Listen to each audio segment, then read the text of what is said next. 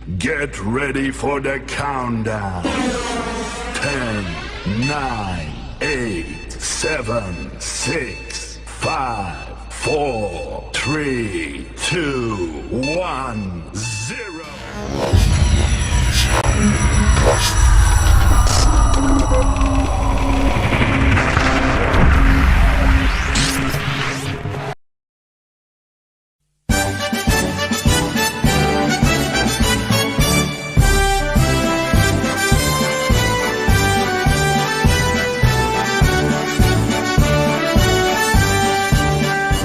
Bulatkan tekad, kuatkan hati, negeri ini memanggilmu kawan. Belajar bergerak berbagi untuk negeri, guru penggerak majukan pendidikan. Guru penggerak menghamba pada murid, kreatif rancang pembelajaran. Hargai potensi, tingkatkan prestasi, lahirkan profil pelajar Pancasila. Belajar bergerak berbagi untuk negeri, kita menjalin kolaborasi. Belajar bergerak berbagi untuk negeri, demi bakti pada Ibu Pertiwi.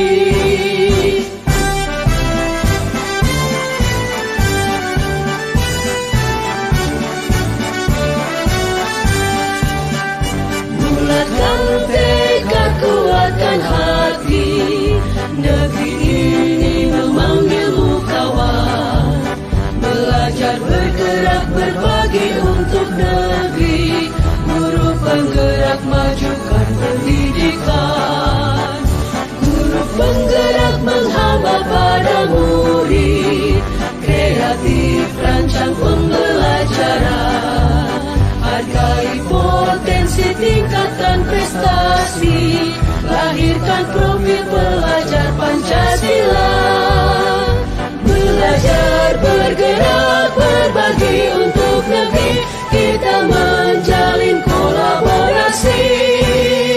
Belajar bergerak berbagi untuk negeri, demi bakti pada Ibu Pertiwi. Belajar bergerak berbagi untuk negeri, kita menjalin kolaborasi. Belajar bergerak berbagi untuk negeri, demi bakti pada Ibu Pertiwi. Demi bakti pada Ibu Pertiwi.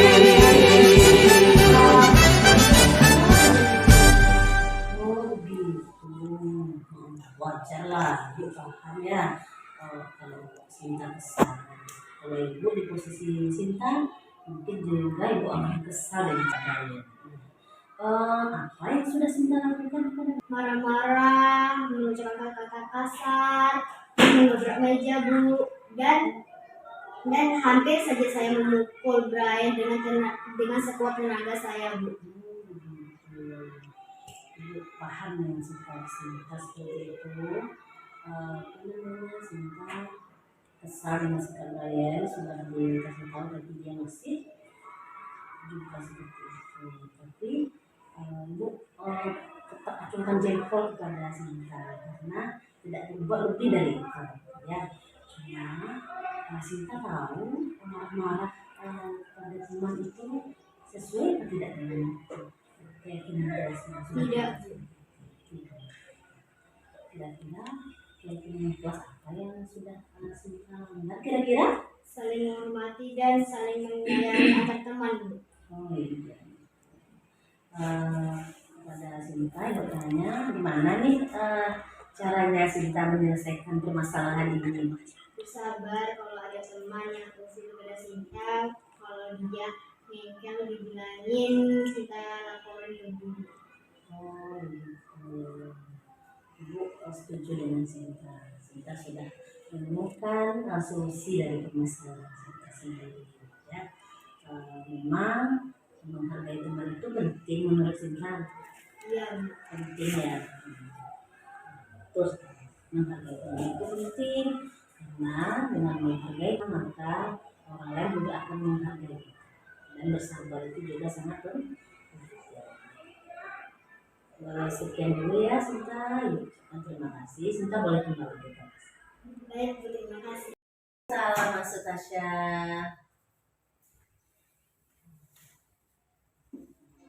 Tasya, apa Tasya tahu kenapa Ibu panggil ke ruangan Ibu? Tahu, Bu. Oke. Nah, kenapa itu? Karena Tasya sering terlambat datang ke sekolah, Bu. Seingat Tasya sudah berapa kali Tasya datang terlambat ke sekolah, Nak? 4 kali, Bu. 4 kali. Menurut Tasya, sering datang terlambat itu sebuah kesalahan kah? Iya. Iya.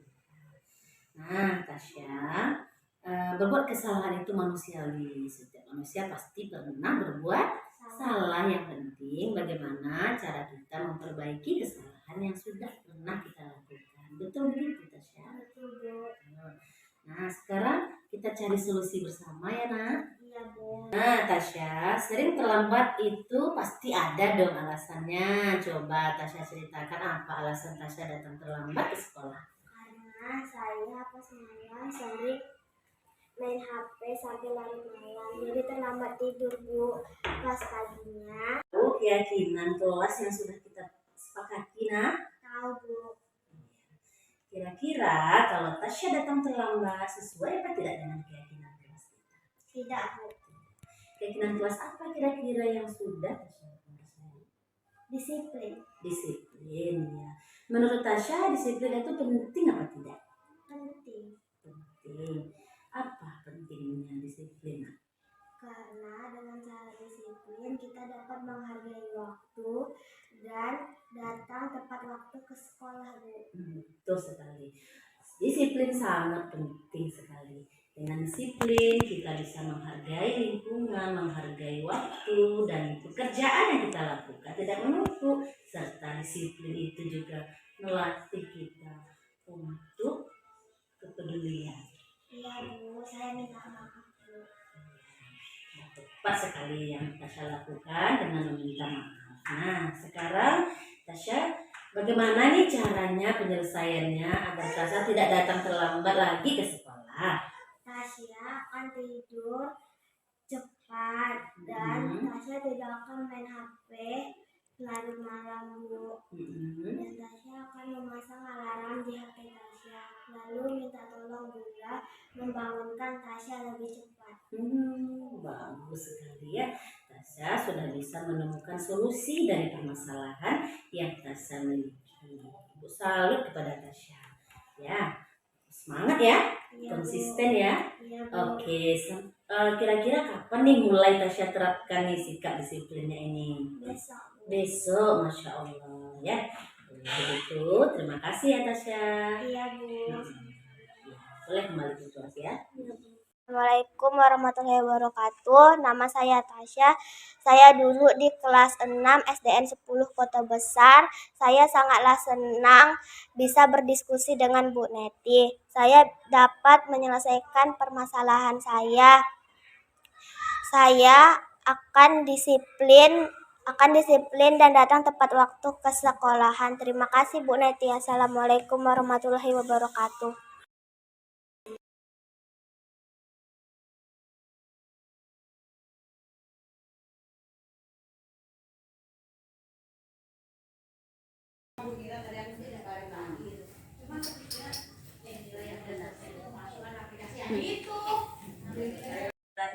Assalamualaikum warahmatullahi wabarakatuh. Waalaikumsalam warahmatullahi wabarakatuh. Alhamdulillahirrahmanirrahim. Assalatu wassalamu ala asrofil anbiya'i wal mursalin wa ala alihi wa ashabihi rasulillahi ajma'in amma ba'du.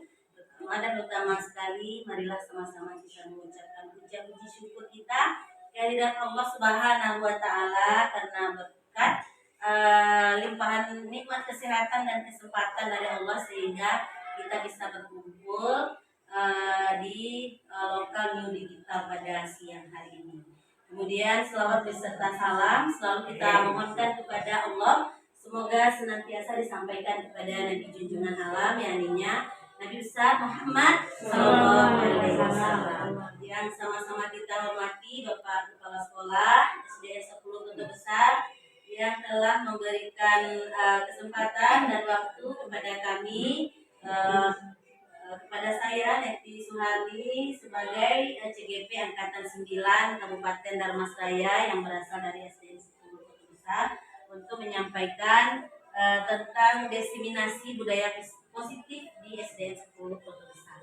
Seterusnya teristimewa kepada Bapak Ibu pendidik dan tenaga kependidikan yang ada di SDN 10 Kota Besar yang telah bersedia meluangkan waktu untuk mengikuti acara ini. Saya mengucapkan terima kasih yang sebesar-besarnya. Baiklah, marilah sama-sama kita membuka acara ini dengan membacakan basmalah. Bismillahirrahmanirrahim. Untuk lebih nasionalisnya acara kita, marilah kita sama-sama menyanyikan lagu Indonesia Raya yang akan dipimpin oleh Ibu Usmidarti. Kepada Bu Usmidarti disilakan.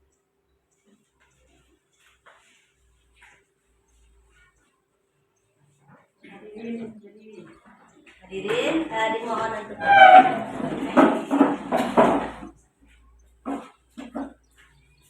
hiduplah Indonesia Raya. Indonesia tanah airku, tanah tumpah darah. Di sanalah aku berdiri, jadi pandu ibuku. Indonesia kebangsaanku, bangsa dan tanah airku. Marilah kita berseru, Indonesia bersatu. Hiduplah tanahku, hiduplah negeriku, bangsaku, rakyatku semuanya. Bangunlah jiwanya, bangunlah badannya untuk Indonesia Raya. Indonesia Raya, merdeka, merdeka, tanahku, negeriku yang ku cinta. Indonesia Raya, merdeka, merdeka, hiduplah Indonesia Raya. Indonesia Raya, merdeka, merdeka, tanahku, negeriku yang ku cinta. Indonesia Raya, merdeka, merdeka, hiduplah Indonesia Raya. Hadirin disilakan terima kasih kepada Bu Usmidarti yang sudah memimpin nyanyi Indonesia Raya. Baiklah, Bapak Ibu semuanya, sebelum memulai acara, marilah sama-sama kita berdoa. Boleh berdiri lagi, Bu? Kita karena cuaca sudah cukup siang, kita kembali ke masa kecil ya Pak. Boleh Pak? Boleh kita angkat tangan ke atas Pak. Sambil menyanyi tangan ke atas menggapai bintang, tangan ke samping burung yang terbang, tangan ke depan ikan berenang, duduk yang rapi siap berdoa.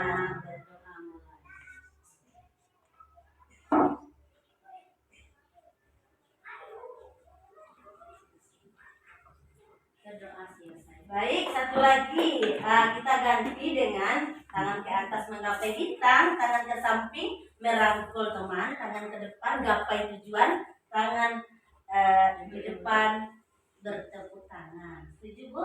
Oke, dengan semangat 1, 2, 3. Tangan ke atas menggapai bintang, tangan ke samping merangkul teman, tangan ke depan gapai tujuan, tangan ke depan bertepuk tangan.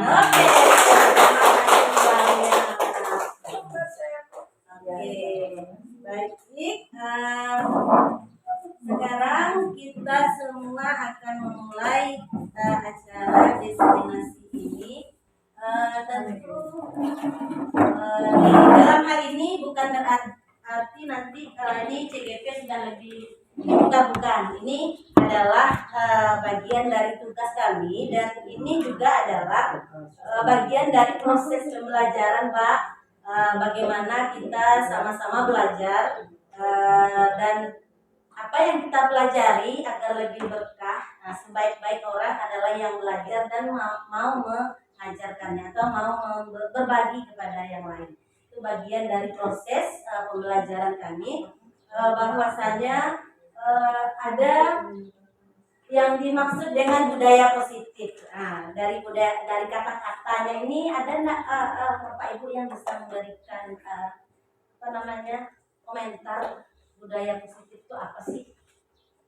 Kira-kira yang terbayang di pikiran. Budaya. Apa yang budaya? Pembiasaan. Terima kasih Bu Teta. Budaya itu adalah pembiasaan yang sudah dilakukan terus-menerus, ya, terus sekali, luar biasa. Ada lagi yang lain?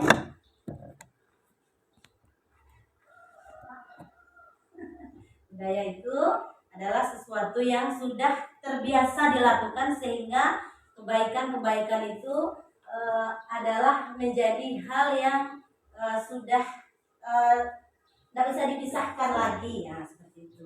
Makanya disebut sebagai budaya. Nah, nanti akan ada beberapa hal yang akan disampaikan, yaitu yang pertama perubahan paradigma belajar, yang kedua disiplin positif, yang ketiga kebutuhan dasar manusia, yang keempat motivasi perilaku manusia, yang kelima restitusi posisi kontrol, keyakinan kelas, serta yang terakhir segitiga restitusi. Nah, budaya positif tersebut bisa dijalankan dengan menerapkan inti-inti dari budaya positif, disiplin positif. Kalau disiplin, seandainya dikatakan disebut kata disiplin, yang terbayang di pikiran kita apa kira-kira ini? Apa yang terbayang saat menyebut kata disiplin? Ini disiplin, ini nggak disiplin. Nah, saat menyebut disiplin yang ada bermain di pikiran kita biasanya apa, Bu? Tepat waktu, ya, boleh bagus. Patuh, ya, ada kepatuhan di sana. Ada apa lagi? Ada teguran, ya, ada teguran. Ada apa lagi kira-kira, Bu? Ada hukuman kan di sana biasanya dalam pikiran kita, ya, apa lagi? Ada apa, Pak? Ada kekompakan juga di sana. Ada hadiah, ya. Bu Devi, luar biasa, ada hadiah. Apa lagi, Bu, kira-kira? Nah, itu pemahaman kita selama ini tentang disiplin. Dan ternyata apakah betul-betul aslinya? Nah, kalau di dalam kamus bahasa Indonesia memang disiplin itu tata tertib, aturan. Tapi ternyata disiplin itu adalah sebuah proses belajar. Disiplin itu adalah sebuah proses belajar, menggali potensi. Jadi disiplin itu adalah bagaimana seseorang meyakinkan dirinya bahwa dia itu memiliki potensi yang bisa dimaksimalkannya. Itu yang sebetulnya arti disiplin. Nah, sepanjang acara apa kemarin? Pendampingan individu kemarin tentang mulai dari filosofi KHD, kemudian membuat visi dan prakasa perubahan. Masih ingat nggak Ibu-Ibu apa tujuan dari pendidikan menurut Ki Hajar Dewantara? Menuntun, ya, menuntun, bukan menuntut, ya, betul. Kemudian menuntun segala kodrat alam. alam dan kodrat zaman yang dimiliki anak-anak. Oke. Kemudian diibaratkan apa kemarin seorang guru adalah diibaratkan sebagai seorang pelukis, seorang kalau menurut Ki Hajar Dewantara adalah seorang petani. Ya, jadi iya, seorang petani. Bibit yang kurang bagus di tangan petani yang bagus, maka bibit itu akan dirawat dengan baik sehingga akan tumbuh subur. Nah, sedangkan hubungannya dengan ini adalah bahwasanya sebagai guru kita ya sekolah pada umumnya Pak adalah ladangnya Pak. Nah, guru adalah petaninya, siswa adalah bibitnya, dan sekolah adalah lahan atau ladangnya. Lahan seperti apakah kira-kira yang bisa membuat bibit tadi tumbuh subur? Nah, lahan yang dipupuk, betul. Nah, dipupuk, diapakan lagi? Disiram. Nah, diapakan lagi? Dirawat, iya betul. Diapakan lagi kira-kira Bu? Ya, biar tidak kenapa? Biar tidak kenapa Pak? Biar iya betul sekali kepala sekolah kita. Biar tidak kena hama, tidak kena ulat, tidak kena oleh serangga dan segala macamnya, insektisida dan pestisida ya Pak ya. Nah, di ladang kita ini, di sekolah kita ini ibaratkan seperti itu. Nah, sedangkan gulma, apalagi ulat, parasit dan segala macamnya itu tentu mungkin nggak bisa subur tanaman ini, bibit ini, seandainya itu oleh kita biarkan saja. Bisa subur nggak? Kalau ulatnya rame, gulmanya tentu tidak. Nah, tentu bibit tadi membutuhkan rasa aman dari bullying, rasa aman dari hukuman, rasa aman dari ejekan, kekerasan dan segala macamnya.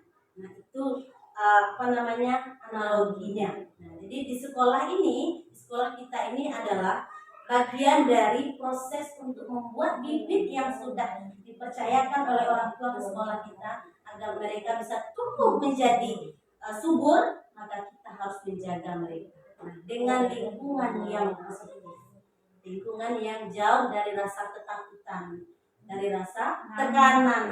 Harus ada rasa nyaman dan aman. Seandainya kita guru setiap hari memberikan pemaksaan kepada dia. Hari ini selesai. Hari ini kira-kira aman enggak kira-kira mereka?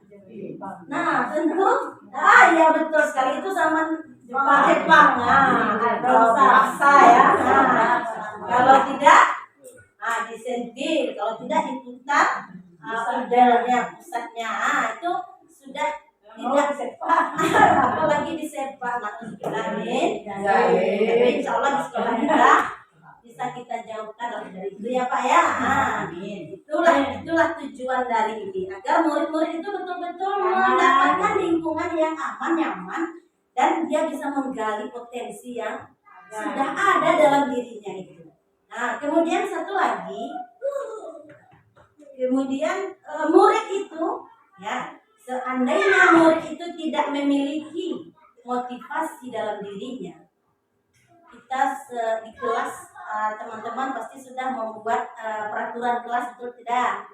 Ya, ada peraturan kelas, ada kesepakatan kelas yang sudah dibuat bersama. Tetapi ternyata itu ada pula, ini pelajaran kita hari ini. Ada yang disebut kesepakatan kelas, ada yang disebut konsekuensi, ada yang disebut dengan ada yang disebut dengan keyakinan kelas. Kemudian harapan kita juga agar nanti murid-murid kita tumbuh itu bukan hanya karena ada peraturan yang ada di kelas. Dia belajar, ini takut nanti nih kalau nggak belajar disuruh pulang lagi. Ada itu peraturan, saya sudah masuk ke semua kelas. Apa peraturan kelasnya? Kalau tidak mengerjakan PR disuruh pulang. Ada juga yang seperti itu. Ada juga di kelas tidak disebutkan kelasnya nggak apa-apa ya. ada juga yang kalau mengobrol dihapus bibirnya. Ada juga yang tidak berdoa maju ke depan. Itu sudah bagus. Sebuah kesepakatan kelas yang membuat agar murid kita bisa disiplin. Atau tidak mengikuti acara, kemudian disuruh mereka untuk berbaris dulu sebelum, atau tidak memakai topi, pakai lengkap, keliling lapangan. Tetapi apakah betul yang sudah kita laksanakan itu? Apakah betul bahwasanya itu ternyata betul-betul membuat mereka sadar secara dalam, secara motivasinya itu sudahkah meresap sampai ke dalam dirinya. Kemudian sehingga kalau memang sudah kesadaran diri, maka itulah yang tersebut menjadi budaya. Nah, ini ada 3 perilaku manusia. Kalau menurut kita berapa perilaku manusia? Ya, yang pertama menghindari ketidaknyamanan. Nah, seperti yang kita sebut tadi, peraturan kita yang sudah kita buat, kesepakatan kelas kita yang sudah kita buat, kira-kira dari 3 ini yang mana yang paling membuat anak kita termotivasi melakukannya? Apakah karena ketidaknyamanan, atau menjadi orang yang diinginkan, menghargai diri, dengan nilai yang mereka percaya. Nah, dari 3 ini ternyata yang paling sering kita lakukan yang mana kira-kira? Yang 1 dan 2. Betul sekali. 1 dan 2 yang sering kita lakukan. Menghindari hukuman.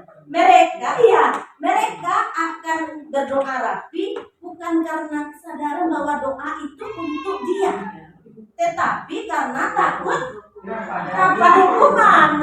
Nanti disuruh berdiri kan takut, apalagi yang gak pede, karena ternyata itu belum menyentuh tujuan kita. Padahal tujuan kita bukan itu.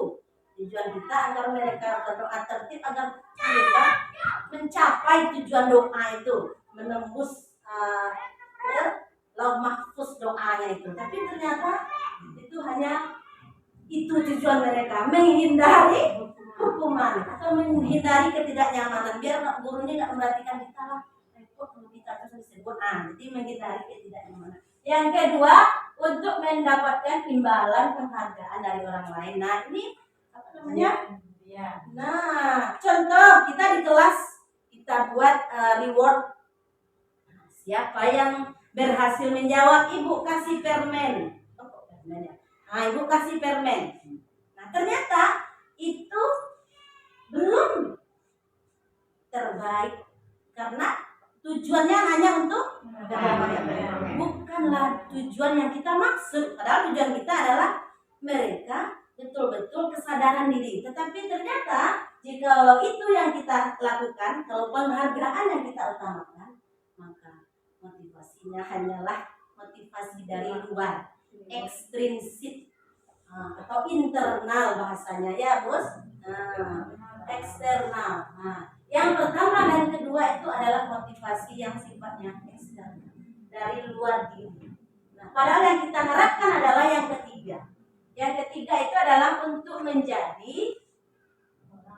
orang yang mereka inginkan. Mereka menghargai dirinya dengan nilai-nilai yang mereka percaya. Nah, contoh kita saja. Kita misalnya menggunakan helm nih, helm.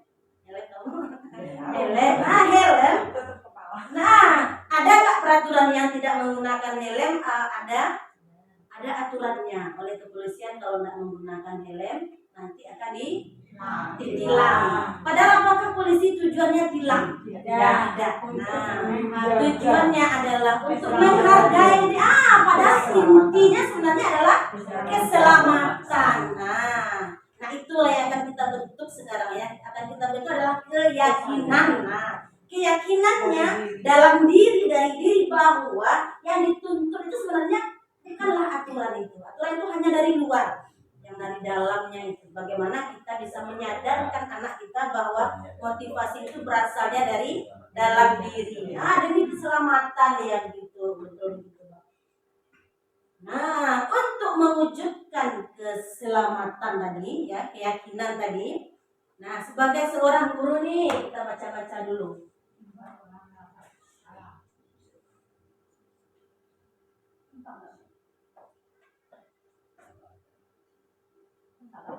Nah, kita boleh dibaca dulu. Nah, kita selama ini meyakini bahwa kita sebagai guru harus selalu mengontrol murid. Apakah betul begitu apa tidak, Ibu? Ya, semua tindakan murid selalu harus kita kontrol. Salah sedikit nih konsekuensi, salah sedikit nih konsekuensinya. Tetapi ternyata ketika mengontrol siswa itu kita punya 5 posisi kontrol yang kita adalah kita diantaranya. Nah, kita akan memilih posisi kontrol mana yang sering kita lakukan. Nah, ya. Betul.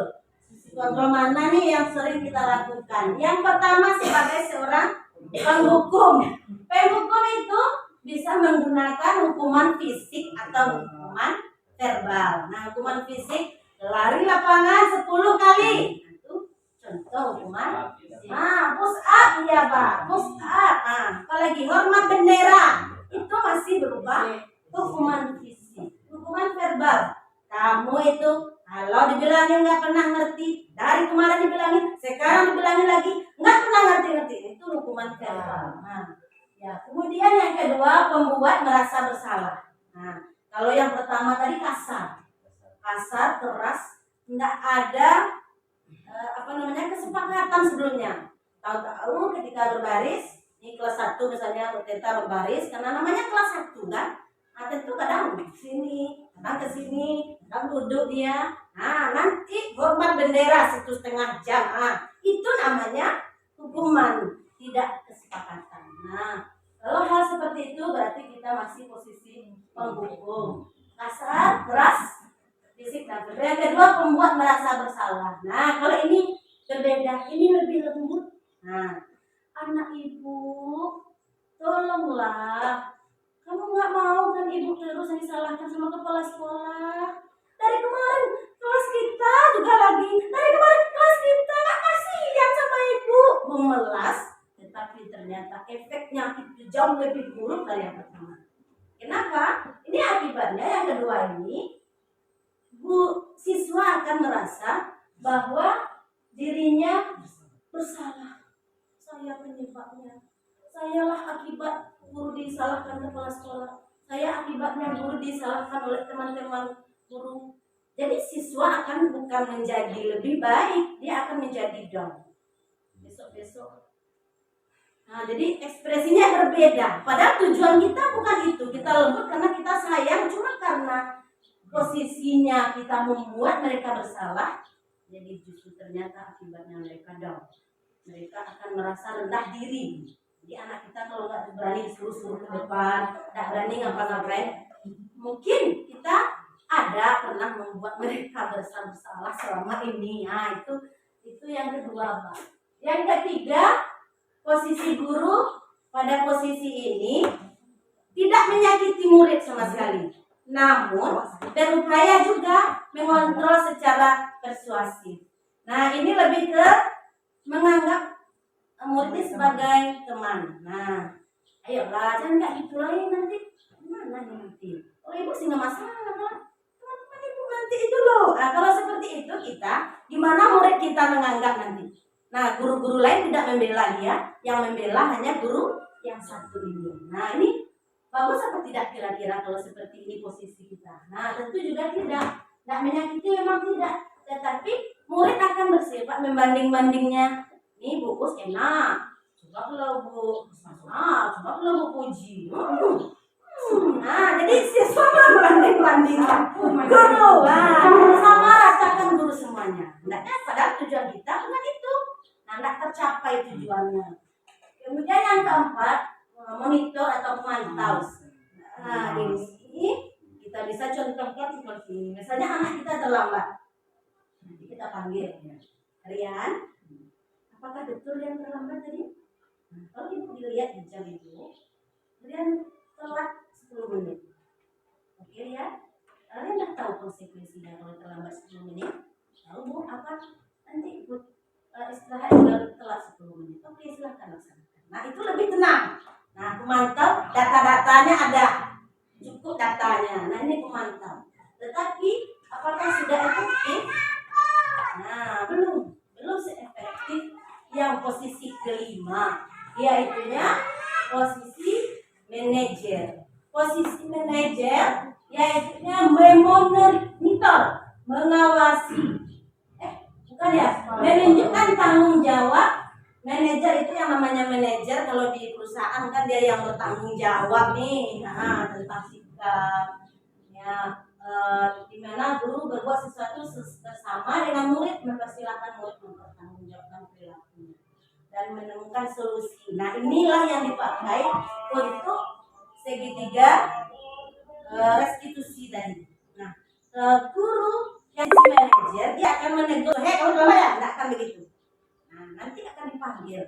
Misalnya terjadi pertengkaran di kelas, nah akan nanti sesudah istirahat teman-temannya anak itu dipanggil. Nah, apakah betul si dan Ryan tadi bertengkar? Iya bu, saya emosi bu. Kenapa emosi? Iya, dia mengejek nama orang tua saya terus-terusan. Itu yang sudah saya lakukan di kelas 4. Masa iya, udah dibilang saya nggak suka diejek, dia ngejek terus bu. Akhirnya saya ucapkan kata-kata kasar. Oh begitu. Nah, guru akan melakukan segitiga restitusi. Nah, yang pertama mengidentifikasi kesalahan, bahwa itu memang adalah sebuah kesalahan. Tetapi kita ibu tidak menyalahkan. Ibu tidak menyalahkan Sinta. Wajar Sinta emosi marah karena Brian sudah terus-terusan mengejek, padahal sudah dikasih tahu. Wajar. Mungkin ibu pun akan ada di posisi kamu kalau seperti ini. Jadi dia merasa, oh iya ya, dia merasa kita ini juga merasakan apa yang dia rasakan. Kemudian barulah validasi tindakan yang salah. Oh Sinta, kalau seperti itu kira-kira apa ya tindakan Sinta itu betulkah menurut keyakinan yang telah sudah kita buat? Tidak bu. Ibu sangat mengakui sekali Sinta tidak melakukan hal lebih buruk dari itu. Tetapi itu memang tidak sesuai dengan keyakinan kelas yang sudah kita sepakati. Nah, apa kira-kira yang sudah dilanggar keyakinan kelasnya? Menghargai teman dan menyayangi teman. Nah, nanti ditanya lagi keyakinan kelas apa. Setelah itu diajarkan bagaimana cara menyelesaikan permasalahan sendiri.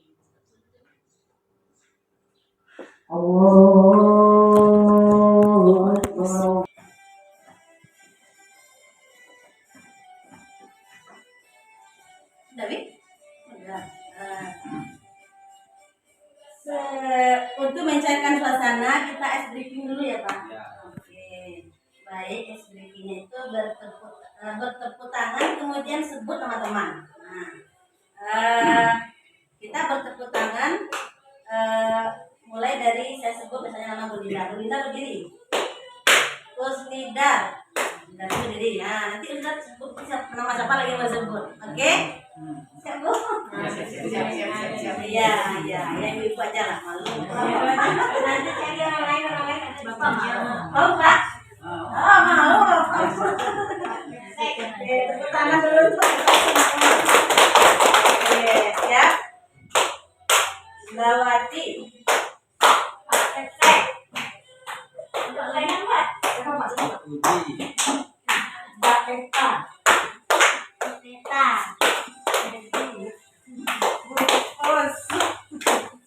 Bu Ningsi.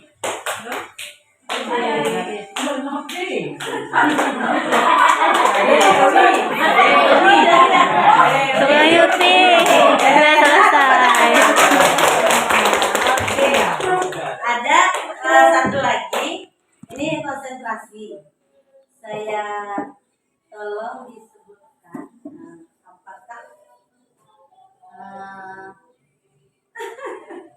apakah jawabannya? Ya. Ada udang di balik bakwan. Oke, ada yang lain? Batu. Ada lagi yang lain? Di balik pohon. Belum tepat. Ada lagi? Di balik. Udang di balik titik-titik. Ngadu. Dua ya di tangan Bu. Ya. Udang itu tulisan udang itu yang kebalik. Oh, jadi balik. Jadi berlaku kata-katanya. Madu. Oke. Baik. Selanjutnya kita akan lanjutkan posisi kontrol. Nah, sekarang coba kita tanyakan kepada diri kita masing-masing. Ada enggak yang mau menyampaikan di selama ini yang sudah kita laksanakan posisi kontrol apa nih? Boleh sebelum kita tahu dan setelah kita tahu kira-kira selama ini kita sudah menerapkan posisi kontrol yang mana? Ada yang mau berpendapat? Yang sudah selama ini kita terapkan yang mana posisi kontrolnya? Nomor 1 karena dadakan ya, dan kasih tahu dulu langsung. Ada 2 pernah. Nomor 2 juga pernah. Nomor 3 juga pernah.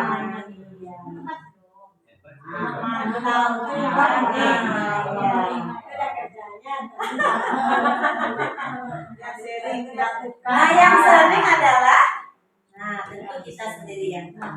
Mulai dari hari ini kita bukanlah setiap guru tugasnya bukanlah menghukum. Tugas guru bukan menghukum, tugas guru bukanlah menghakimi, tugas guru bukanlah sebagai pengontrol. Yang mengontrol sebenarnya adalah diri siswa sendiri. Kita sebut saja siswa, satu siswa. Bagaimana tetapnya peraturan di kelas? Apakah pasti semua siswa akan mengikuti? Tidak. Karena dalam teori kontrol yang mengontrol itu ternyata bukanlah guru, tetapi ternyata adalah diri siswa itu sendiri. Jadi bagaimanapun kita sudah menjadi ini, tapi ternyata pengontrol itu adalah diri. Makanya posisi yang paling baik kita lakukan adalah posisi manajer. Kita kembalikan lagi kepada dia. Nah, manfaatnya apa kalau seandainya kita kembalikan kepada dia? Kembali permasalahan saya sering terlambat tadi, apa nih jalan keluarnya? Setelah kamu sering terlambat, ada nggak jawaban atau perbaikan dari persoalannya? Apa akan terus-menerus seperti ini? Tidak, Bu. Saya kemarin memang sering main HP malam, Bu. Nah, bagaimana cara kamu agar supaya tidak datang terlambat lagi? Saya akan berusaha tidak main HP lagi, Bu. Kalau sudah malam, saya akan berusaha untuk bangun lebih awal. Saya akan meminta orang tua untuk membangunkan saya. Nah, itu berarti solusi bukan dari kita, tetapi dia. Nah, kita hanya membantu dia memperkuat dirinya. Jadi, nanti setelah ini kita punya tugas, yaitunya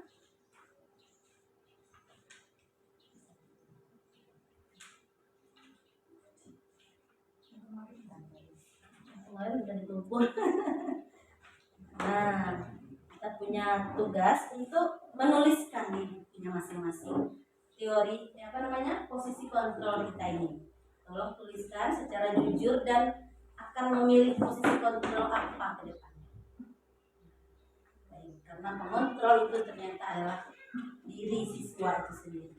Jadi yang kita bangkitkan itu adalah kesadarannya. Nah, kita dalam mengajar juga perlu mengingat kembali bahwasanya kita guru ini mengajar siswa yang di usia dalam trapesium usia. Kita paham bahwa siswa di umur 6 sampai 12 tahun ini bukanlah seperti kita orang dewasa. Kalau kita saja terus-menerus saya ceramah, kira-kira bosan nggak tuh? Bosannya, tidak akan menyenangkan dari pagi kita dari sampai siang. Anak-anak kita sendiri, tentu anak akan kita saja ya. Jadi kita memang harus variasikan diri, variasikan model pembelajaran kita, variasikan media yang ada agar anak tidak jenuh. Mungkin dia menunjukkan misalnya kayak Akbar misalnya, dia akan mentoel temannya, akan mengikut temannya. Yang ditunjukkan itu di atasnya itu adalah barulah 12%. Sedangkan 88% itu ada di dalam dirinya. Nggak tahu kita. Memang harus kita tanya secara lebih detail kepada anak itu. Pasti dia melakukan sesuatu ada tujuannya. Mungkin dari tadi dia mengantuk saja. Mana tahu tadi malam dia ada kejadian. Nah, jadi kita nggak tahu boleh. Karena ada nggak yang pernah menonton video bahwa seorang anak setiap hari terlambat, setiap hari dipukul oleh gurunya, setiap hari terlambat, setiap hari pula dipukul oleh gurunya. Sampai di hari ketiga dia nggak terlambat datang. Nah, guru terus marah. Nah, tumben terlambat, justru begitu pula kata gurunya. Nah, nggak terlambat dia tumben pula. Tetapi anak itu murung karena nggak pernah ditanya oleh guru apa sebetulnya kebutuhan anak ini. Dan ternyata setelah ada yang menelusuri mengikuti jalan, ternyata selama beberapa hari dia terlambat, ternyata orang tuanya sakit di rumah sakit, tidak ada yang merawat. Jadi dia sebelum berangkat sekolah menyuapin orang tuanya dulu, baru dia berangkat ke sekolah. Nah, kita guru harus tahu bahwa siswa punya kebutuhan dasar. Ada kebutuhan dasar dia sebagai seorang manusia. Kebutuhan dasar ada berapa? Sudahkah terpenuhi oleh kita?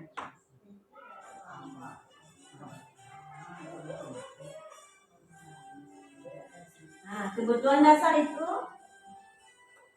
ada 5. Nah, tolong sebutkan Bu Desi. Yang pertama adalah kebutuhan dasar untuk apa? Yang pertama kebutuhan dasar untuk penguasaan. Yang pertama untuk bertahan hidup. Nah, ternyata dia loyo dari tadi ternyata belum sarapan.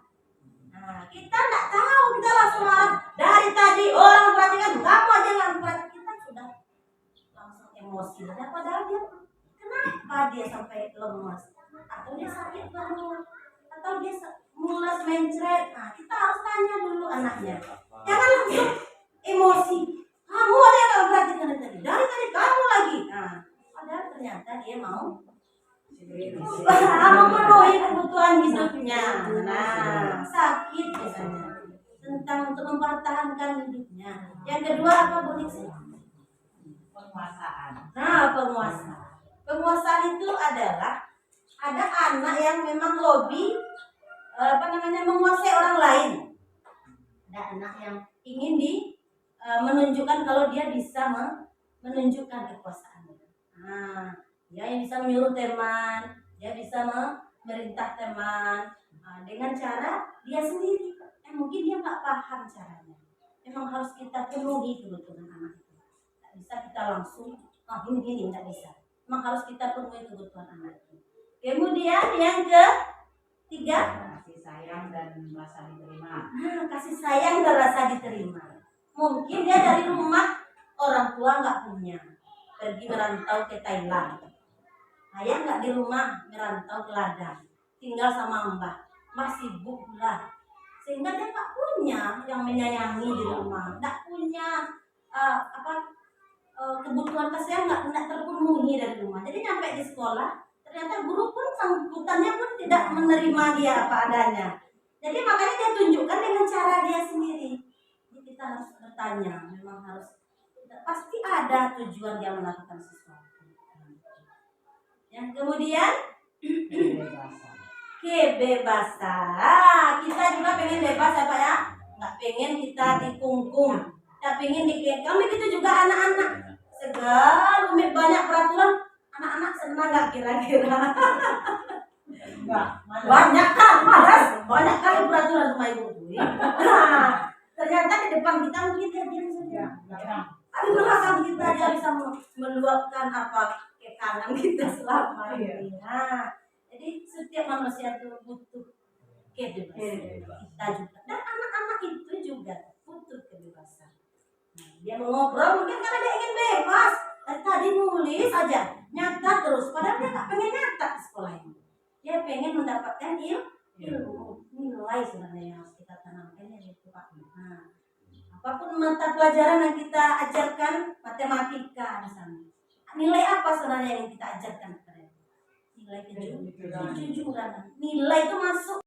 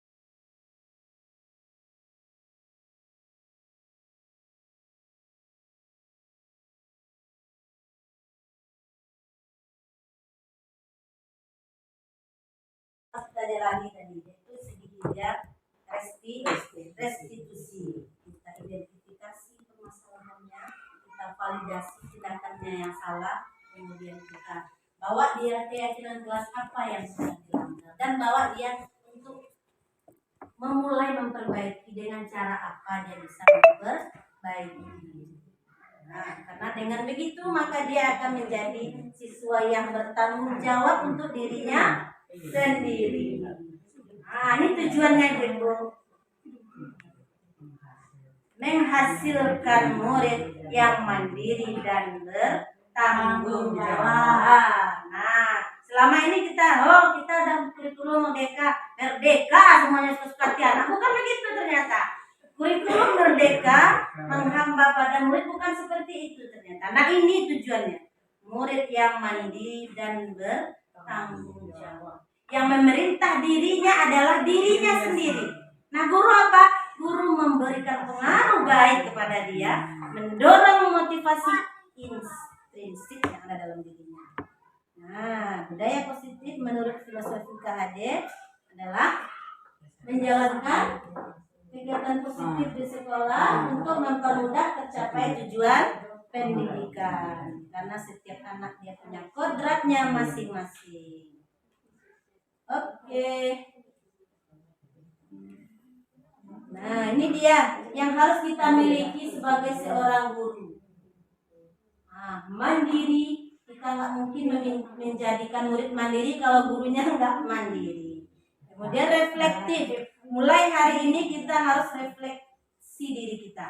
Selesai mengajar kita kasihkan lembar refleksi bagaimana pembelajaran kita hari ini, apakah sudah menarik atau belum. Kalau belum kita besok lagi. Jangan dikasih pula ini si Brian tadi ngasih nilai jelek, Bu Puji tadi kurang menarik dibuatnya. Besok kasih nilai 5. Jangan berpengaruh ke nilai, tapi refleksi adalah untuk perbaikan diri kita sendiri.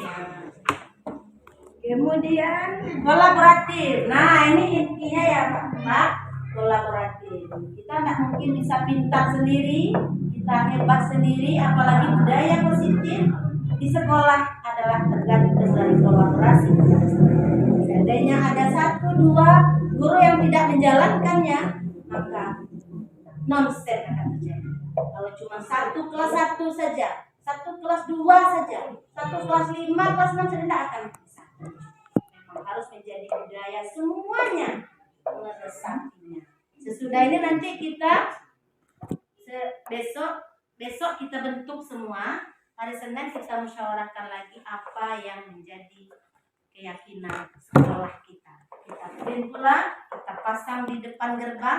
Setiap nampak anak-anak akan bersemangat untuk melakukan itu.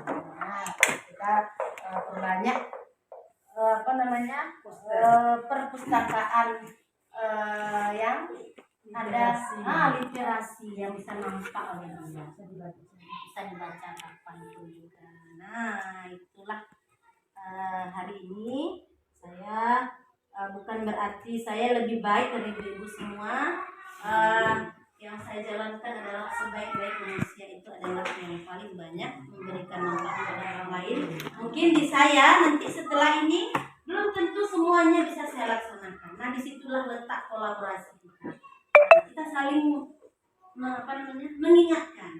Nanti ini saya akan berterima kasih sekali kalau ada kawan-kawan yang kita saling mengingatkan, kita saling menjaga, bukan karena memburukkan berarti karena sayang teman kepada kita, memberi kita refleksi, berarti teman ingin kita lebih baik dari itu.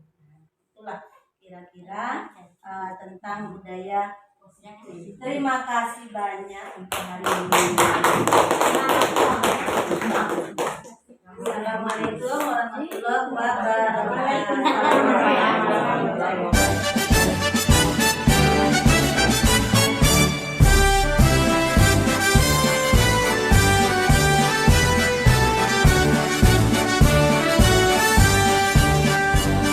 Bulatkan tekad kuatkan hati, negeri ini memanggilmu kawan.